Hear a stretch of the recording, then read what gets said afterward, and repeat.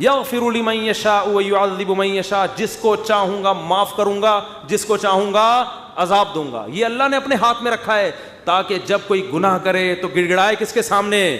اللہ کے سامنے. ہمیں پتہ ہے کہ اللہ کے سوا معاف کرنے والا کوئی بھی نہیں ہے. معافی کا اختیار اللہ کے ہاتھ میں، سزا کا اختیار اللہ کے ہاتھ میں.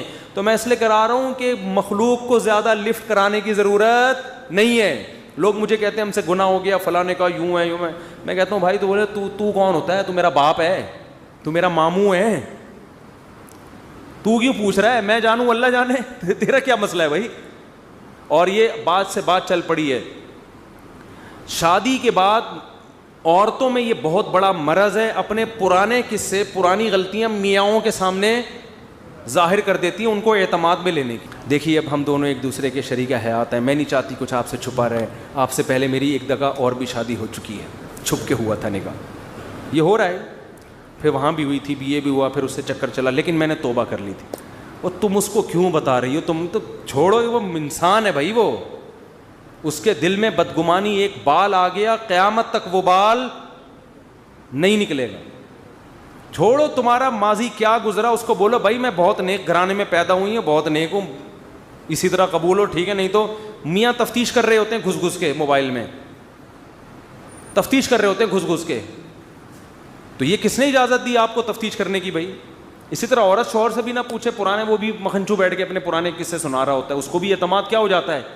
جو اللہ نے جس گناہ پہ پردہ ڈالا، آپ خود اگر اس کو ظاہر کر رہے ہو تو آپ سے بڑا بے وقوف دنیا میں کوئی بھی نہیں.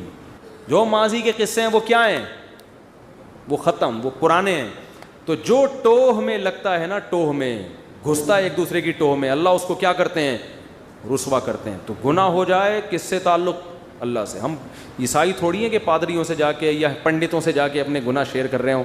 مجھے بھی لوگ آ کے بتاتے ہیں، میں کہتا ہوں یار مجھے نہیں بتاؤ کیا ہوا ہے، میں بھی انسان ہوں.